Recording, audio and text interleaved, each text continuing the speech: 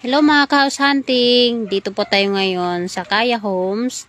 Matatagpuan po ito sa may Barangay Palangge na Cavite. Yan, titingnan po natin ang actual turnover. Yan, kung makikita nyo po, napakaganda niya.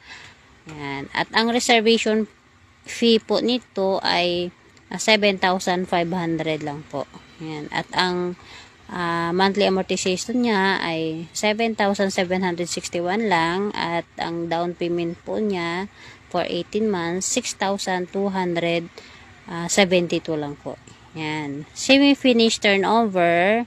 Kung makikita nyo po ay nakapintura na rin siya. Yan. At may water tank na rin po. Para makatipid. Yan. Ng tubig.